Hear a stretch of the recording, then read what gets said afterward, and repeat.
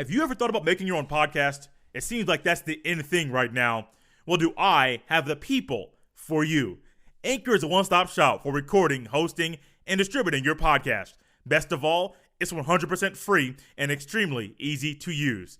And now, Anchor will match with great sponsors who want to advertise on your podcast. That means you can get paid for podcasting right away. To get started, go to anchor.fm/start. Once again, that's anchor.fm/start.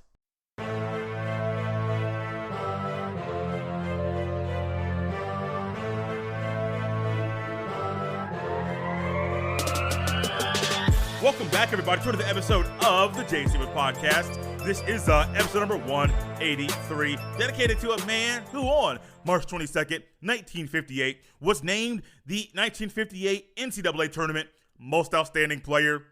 Mr. Elgin Baylor, when he averaged 27 points and 18 rebounds in 5 tournament games. And as always, thank you for listening and downloading another episode of the podcast. On today's episode, we talk a little bit about a team from Tulsa, Oklahoma that is shocking all their opponents. Once again, the NCAA was backed into a corner, and there's a fan out there that slid into EJ Liddell's DMs and said some things that I think they wish they could take back. But first, the J Stevens Podcast is now a part of the Off the Ball Network. The Off the Ball Network is a network of podcasters and writers that cover everything from basketball, football, baseball, and even some hockey to give you all the coverage that you are looking for. A couple voices, gentlemen that are part of that network that you have heard here a few times. Mr. Chris LeBron, he is the head man of the operation. And then Mr. Jeff Hunt, he is a part of that leadership team as well. The podcast and myself are happy to be a part of the Off the Ball Network. Going into this NCAA tournament, I am sure the excitement from you was probably like the excitement from me that you were just excited to have an NCAA tournament this year. Coming after the year that we had last year where there was no tournament, the conference tournaments many of them were canceled. In the middle of them, they were halted. Some didn't even happen last year. And we're sitting here wondering, are we going to complete the conference tournament? I believe we would. Would we compete the NCAA tournament? I believe we will. And then once the tournament got tipped off that Thursday, I believe it was Mackey Arena in West Lafayette, the home of the Purdue Boilermakers, and then Bloomington, Indiana, Simon Scott Assembly Hall, the home of the Indiana Hoosiers. Once that thing got tipped off, we were able to see, this is going to be a lot of fun. A lot of good basketball, a lot of competitive basketball. I believe at least one overtime game in that first 4 day of games. And man, Friday, Saturday, Sunday, more good games, a lot of upsets, and this is what the tournament is here for. Upset city, upset alert, whatever phrase you want to utilize or call it, it was here. It was in full effect, and I love every second of it. Saturday evening, in one of the late games that day, Abilene Christian, not Abilene, Texas. They beat Texas. Abilene Christian pulled off the upset, beating the Texas Longhorns. You also had UCLA not only winning their first 4 game, beating Michigan State in overtime, but UCLA, the 11th seed, did come out and beat the BYU Cougars their first game as well. You got the Syracuse Orangemen, the 11th seed, not only beating San Diego State, but also beating West Virginia, and they move on to the Sweet 16 to face Houston. You have a team in Oklahoma State, which many people thought Cade Cunningham would be able to push on and move forward. Not happening, not this year. I believe it is Oregon State, who has moved on. Another double-digit seed, a 12 seed, has moved on to play in the Sweet 16. Loyola Chicago. Let's just stop and talk about the Ramblers. Yes, I know Sister Jean gets a lot of attention, but we need to talk about more of what Porter Moser has put together there at Loyola Chicago. That machine that he has, Cam Krutwig and those guys there. Cam Krutwig in the high post, my goodness, that's a thing of beauty. My gosh, I was not expecting that at all. I've seen them play basketball numerous times, but to see Cam Krutwig so comfortable orchestrating and maneuvering around the offense, hey, baby, that's what this tournament, that's what watching basketball games this time of year is all about. You got the Oral Roberts Golden Eagles, those pesky Golden Eagles, Yes, sir. They not only upset the Ohio State Buckeyes, but they also upset the Florida Gators. The number 15 seed in the South region will move on. It has moved on to play in the Sweet 16. And then last but not least, the last game I will talk about here, North Texas beat those pesky Purdue Boilermakers. I love watching Travion Williams play basketball. He is a man down low in the post. That little shimmy shake that he has with the right or left hook, that's next level. That's big time. That's pro level stuff. But North Texas, no. That was not going to stop them going to overtime. Yeah, North Texas did what was needed to move on. And I surely hope you guys are locked in, tuned in, ready to go to watch all the basketball. More games today. Sweet 16 starts on Saturday, Sunday, Elite 8, Monday, Tuesday. Different schedule for games. But I love it. This is fun. This is basketball at its finest in college basketball. Oh, those of you that are college basketball junkies, the CBI starts, College Basketball Invitational, starts today. More basketball than just what's there in the NCAA tournament, some mid-majors, some high-level games. Watch it. Enjoy it. You're not sure if we're going to have it next year, but I'm going to enjoy every second of this year because I do believe this is a tournament we'll be talking about for quite a long time. Let's go ahead and take a trip to Tulsa, Oklahoma. Not the site of where these games are being played, but the location of where Oral Roberts is. Because Oral Roberts, they have not just shocked one of their opponents, they shocked two.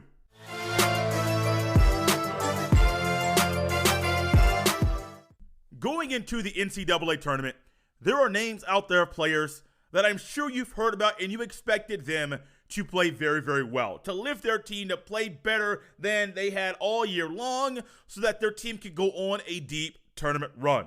Names such as Jalen Suggs, Corey Kispert, Cade Cunningham, Evan Mobley, Ayo Dosunmu, Hunter Dickinson, Luka Garza, just to name a few players that I'm sure you heard that name or you heard some of those names. You're like, yeah, I remember that. I watched him play. He killed that game. I remember that. He dunked on X, Y, and Z. But then there are names like Max Abmas, Kevin Obanor. I call them the Lawfirm of Abmas and Obanor because they're determined to will their team, to push their team to win every contest. And as of right now, they have not been stopped in this year's tournament. First game for these two guys, their stats or their points production, 59 points combined from these two players. The next game that these two gentlemen played, it was a game against the Florida Gators, 54 points combined, a combined 113 points combined in 2 games in this year's tournament. This is what, to me, the tournament is all about. Those players that you haven't heard about, you don't know anything about. All you know of, ooh, he can score. Ooh, he is good. Ooh, the top scoring duo in the country. Ooh, they can't be stopped. These are all the things that you probably heard about after the bracket was put together, and only if your team played Oral Roberts. So if you're a fan of Ohio State basketball or a fan of Florida Gator basketball, you may have heard some things about these two players, but a lot of people, they probably had not even heard that leading up into the very first time Oral Roberts played basketball in the tournament.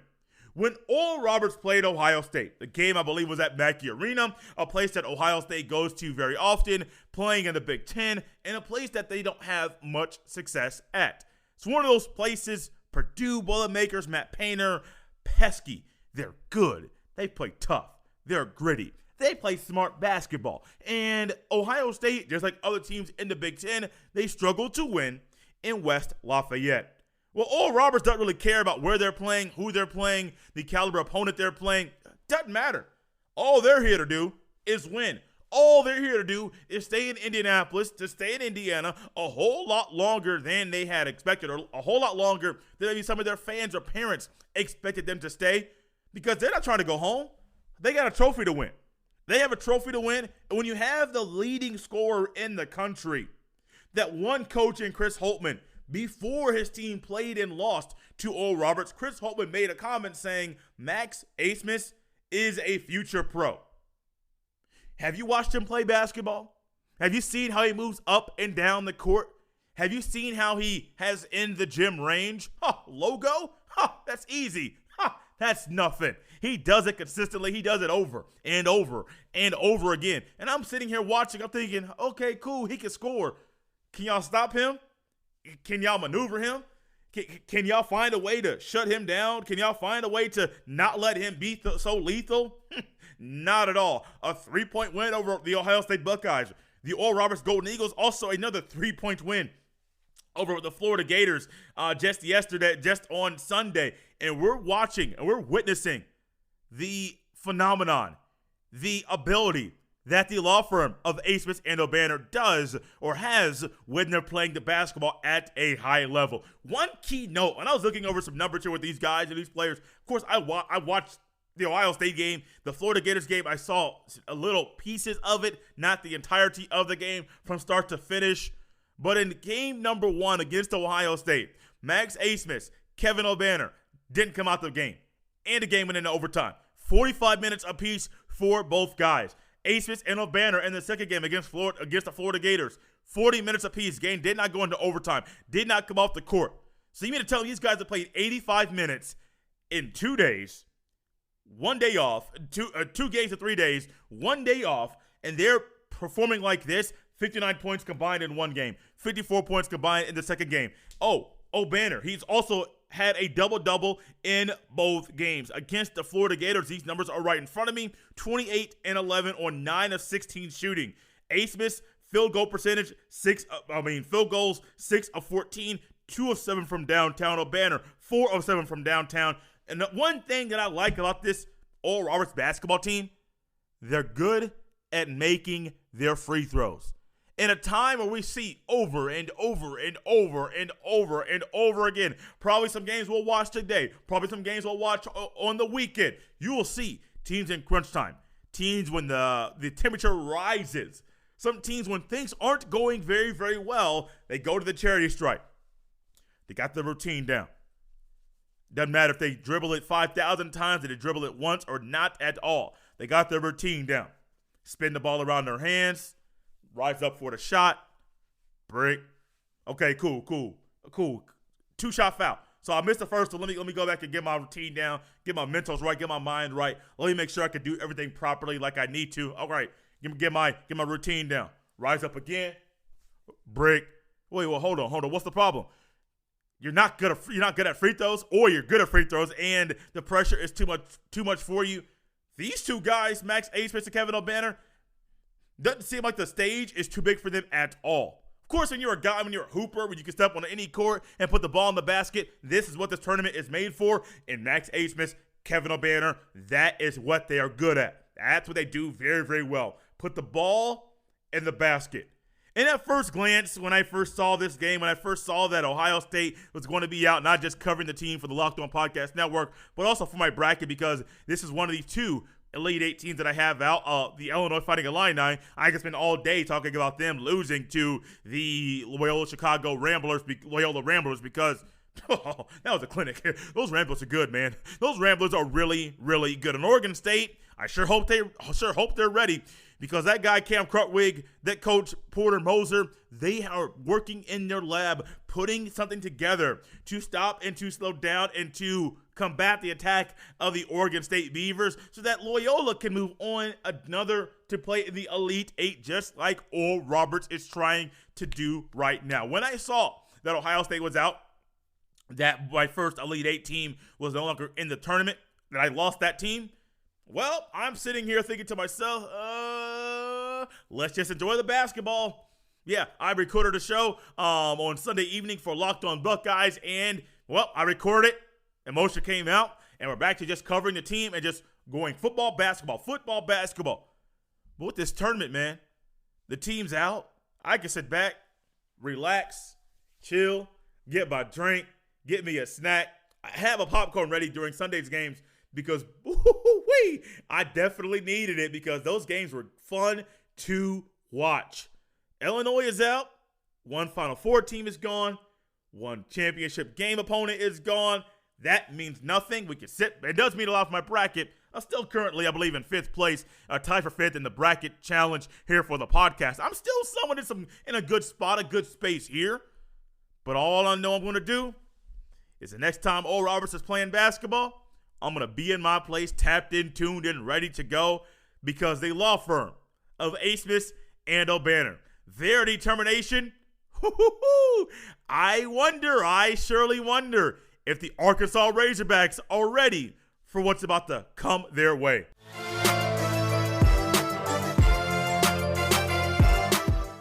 I'm not sure if you guys can tell, but I'm using a different microphone today. This is a microphone that allows me to monitor my volume wearing headphones while I am recording.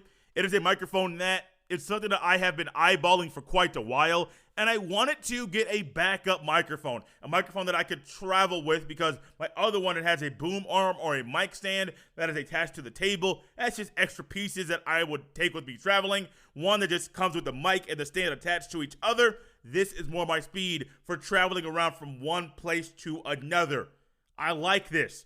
I love the sound. I love the clarity. I hope you guys can tell a difference and an improvement with the sound quality as well. But there's one thing the NCAA did not like last week. Well, two. The first thing that I hit record earlier, there was one thing, but there's two.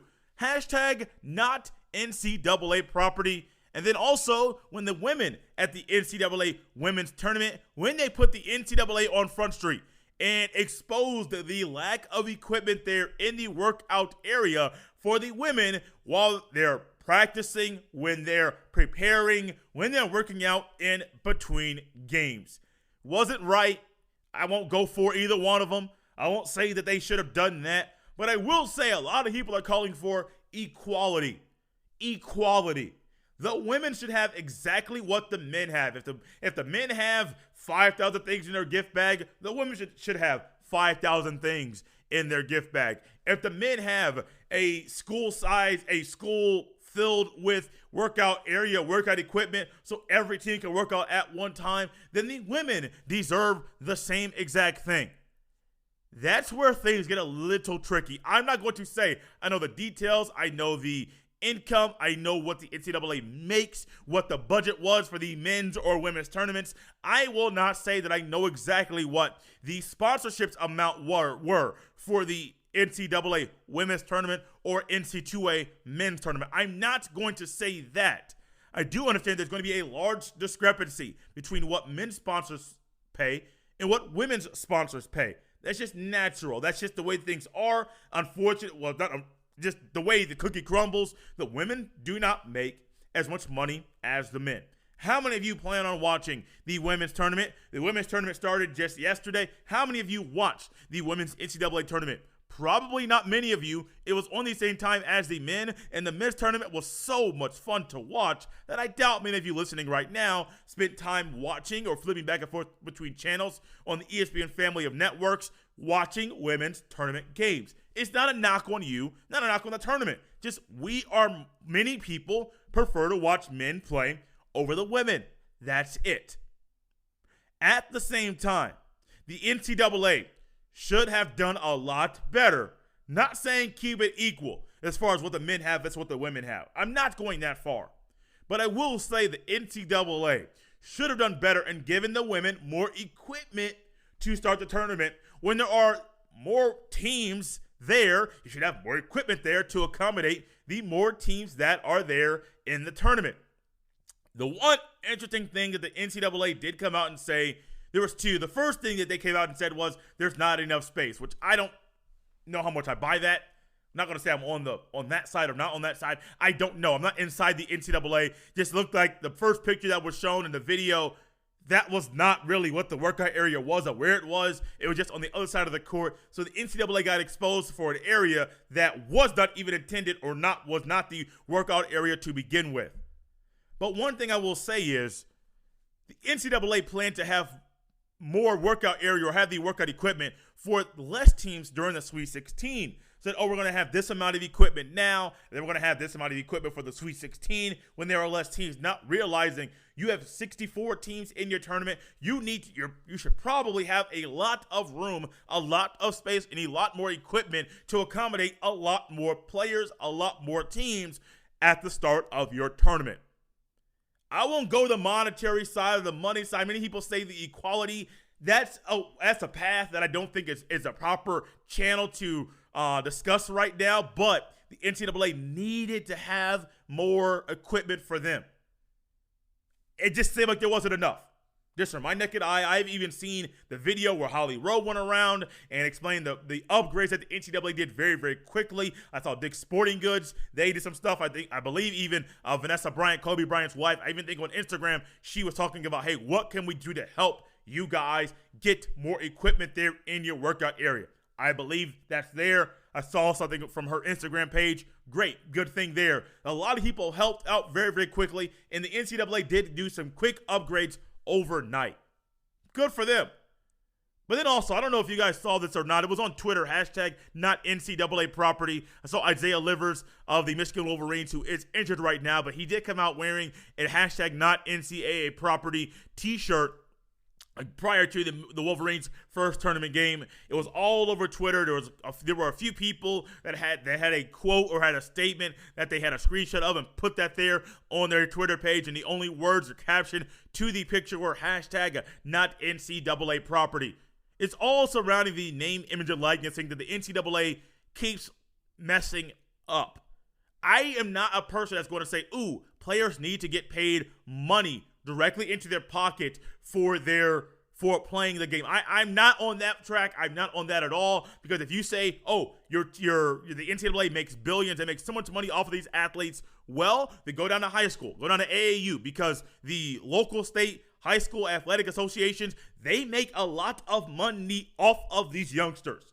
So if you're saying that somebody that is making money off of an individual, the organization that's making that money needs to pay that person or that individual a whole lot more money, then you're going to be saying a lot of people in America deserve to make a lot more money. Athletes in general, let's just stick with sports. You're saying the AAU needs to get paid a lot more money. Little League Baseball needs to get paid. The youngsters, 9, 10, 11 years old, need to make money. Travel baseball, these youngsters need to make money. You're saying that there's so many people out there that need to make money simply because the organization that they're playing under is making millions or billions of dollars off of them, and you're not getting very much at all. I personally see value in a free education. Yes, I know the NCAA makes a lot of money off of those athletes as well. These athletes are getting monthly cost of attendance stipends. They get free stuff all the time. I know a lot of people are saying the players and the food that they're not getting adequate food. Okay, wait until you see the pictures of what is there in the NCAA tournament for men and women as far as food as the tournament goes on. Go back to the NBA bubble. When the NBA bubble first started, you saw players complaining about the food. A couple weeks later, they're sitting around a table as a team eating nice, well-cooked, high-quality food. Yes, I know initially things aren't going that well, but as teams start filtering out the food quality, unfortunately, it's not going to be that way the entire time, but the food quality does go up. But the NCAA is sitting back here and wondering, man, did we really mess up again? Name, image, and likeness. And one athlete put on Twitter, I want to wrap up this segment here in a second. They put on Twitter that you gotta, let me think here. You gotta, somebody in academics. You got a tutor. You got a tutor that can make money. You're somebody that plays an instrument or that sings. They can make money off of just being a human being, but athletes cannot because the NCAA says no. I also saw a calling or athletes calling and saying, we call for name, image, and likeness ruling to go into effect on July 1st of this year. I actually do believe, and I've read, that there's already plans to have that go into effect in August. So they're not calling for immediate action, immediate changing of the rule. They're simply calling for the ruling to happen a lot quicker than what the NCAA already wants. I don't believe it's right that you have athletes, not just high-end athletes, top-end athletes, the top 1%, those that can be professionals in their sport at the end of their playing days in college. But I don't like that. You have YouTubers. There was an athlete that said, no, I would rather be a YouTuber than play sports in college because I can make money off of being a YouTuber.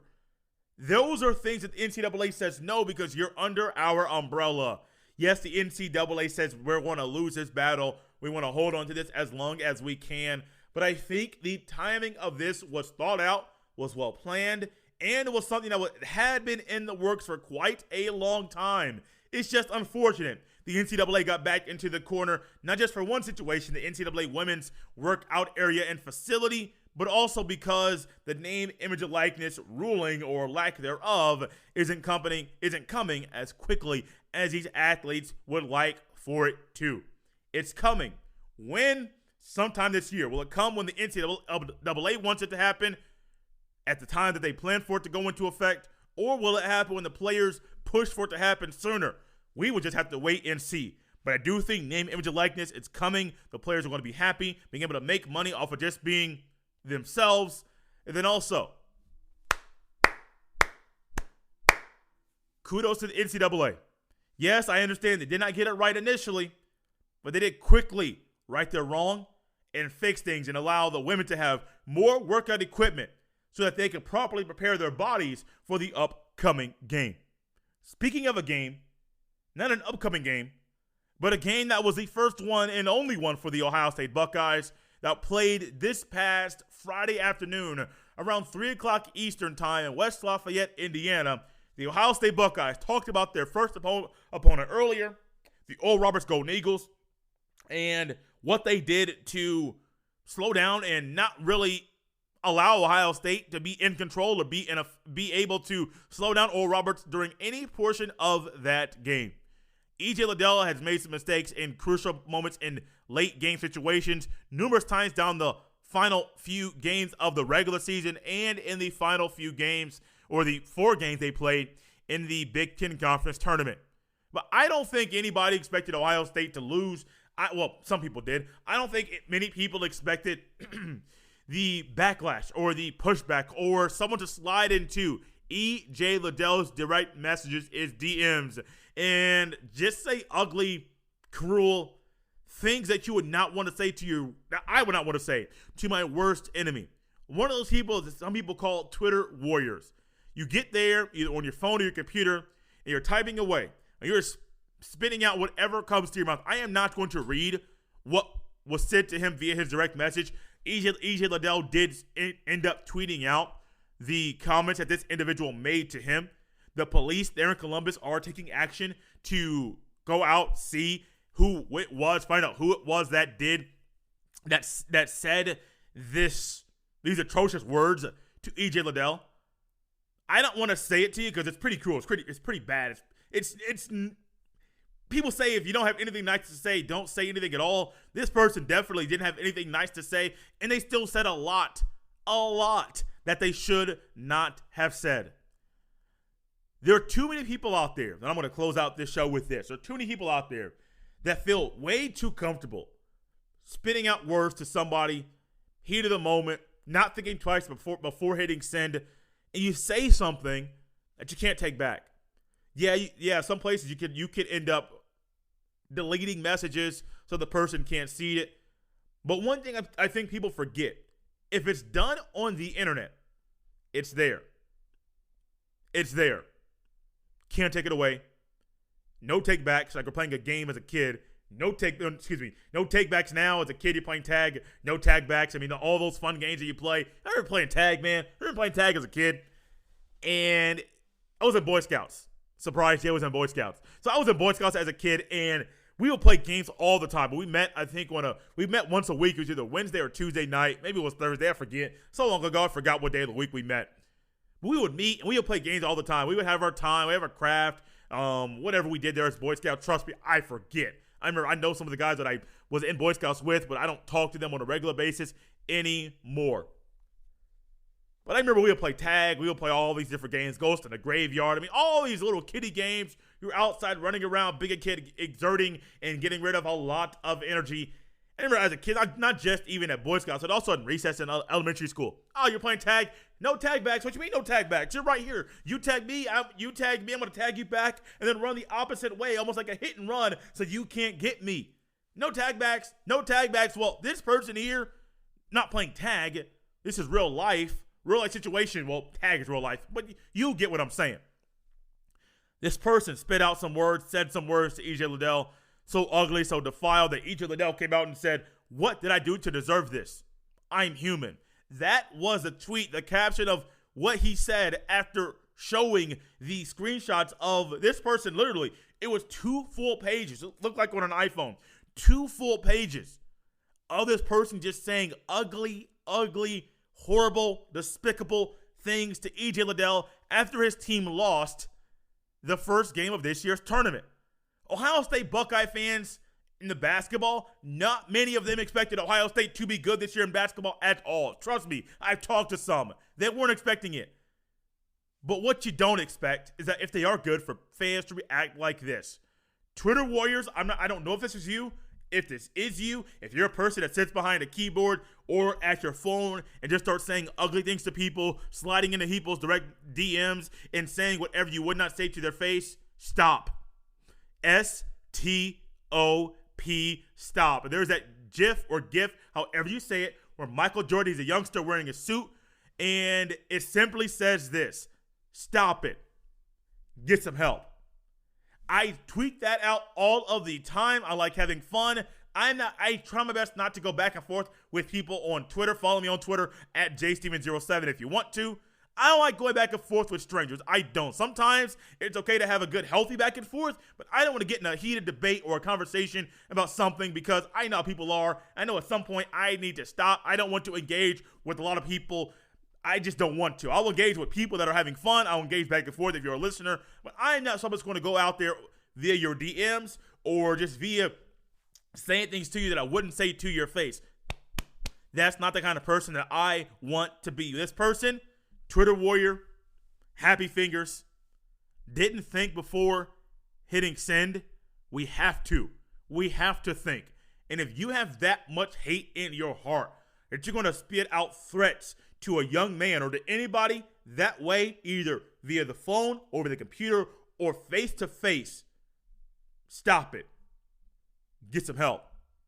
Thank you guys so much for listening to another episode of the Jay Stevens Podcast. As always, you can follow me on Twitter at jsteven07. Feel free to follow the podcast on Twitter as well at jstevenspod. And if you're a person that would love to send an email to me, send the email to jstevenspod@gmail.com. Remember to always subscribe, rate, and review. It's a great way for people that are searching for a new podcast to listen to come across this one.